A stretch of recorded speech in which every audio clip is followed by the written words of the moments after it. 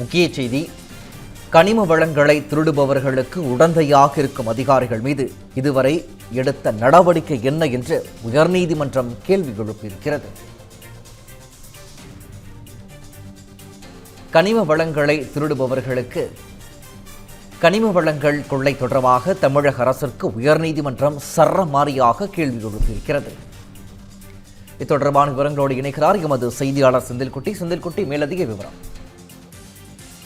தமிழகத்தில் கனிம வளங்கள் கொள்ளையடிக்கப்படுவது தொடர்பாக வழக்கு ஒன்று சென்னை உயர்நீதிமன்றத்தில் விசாரணைக்கு வந்தது. இந்த வழக்குல தமிழக கனிம வளத்துறையினுடைய ஆணையர் நேரில் ஆஜராகி இந்த வழக்குல விளக்கம் அளித்தார்.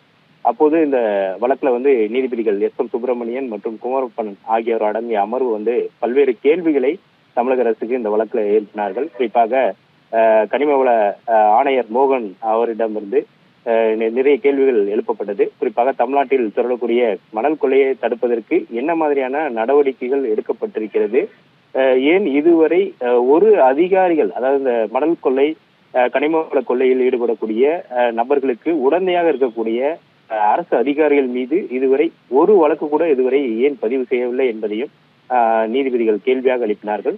இதற்கு பதிலளித்த கனிமவள ஆணையர் கனிமவள கொள்ளையில் ஈடுபடுவோருக்கு அபராதம் விதிக்கப்படுவதாகவும் ஆன்லைன் பதிவு முறை ஜனவரி மாதம் முதல் கடுமையாக பின்பற்ற இருப்பதாகவும், அதே போல ஜிபிஎஸ் முறை மூலமாக அந்த வாகனங்கள் அனைத்தும் கண்காணிக்கப்பட்டு வரக்கூடிய நடைமுறைகள் பின்பற்றப்பட்டு வருவதாக நீதிமன்றத்தில் ஒரு விளக்கத்தை அளித்தார்.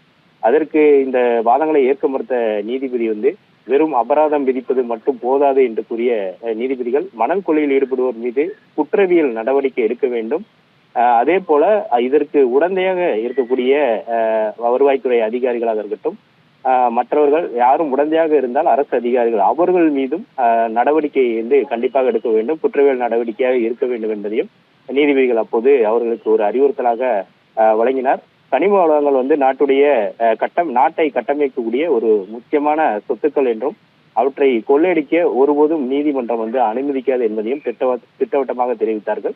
மேலும் மணல் கொள்ளையர்களுடன் இணைந்து அதிகாரிகள் செயல்பட்டார், அதை தடுக்கவே முடியாத நிலை ஏற்படும் என்பதால் இந்த விவகாரத்தை சாதாரணமாக எடுத்துக்கொள்ள முடியாது, தீவிரமாக நடவடிக்கை எடுக்க வேண்டிய நிலை இருப்பதையும் அரசுக்கு சுட்டிக்காட்டினார்கள். அந்த வகையில் கனிமவள கொள்ளையை தடுப்பதில் தமிழக அரசினுடைய நடவடிக்கைகள் திருப்திகரமாகவும் போதுமானதாகவும் இல்லை என்று நீதிபதிகள் சுட்டிக்காட்டினார்கள். மேலும் மணல் கொள்ளையை இப்படியே அனுமதித்தால் அது பெரிய ஆபத்தை உருவாக்கும் என்பதையும் சுட்டிக்காட்டி இந்த வழக்குல இதுவரை அதாவது கனிமவள கொள்ளை மணல் கொள்ளையை தடுக்க எடுக்கப்பட்ட நடவடிக்கை குறித்து கனிமவள ஆணையர் ஒரு வாரத்திற்குள் அறிக்கையை விரிவாக தாக்கல் செய்ய வேண்டும் என்று உத்தரவிட்டு இந்த வழக்கின் விசாரணையை அடுத்த வாரத்திற்கு தள்ளி வைத்திருக்கிறார்கள். விவரங்களை வழங்கியமைக்கு நன்றி செந்தில்குட்டி.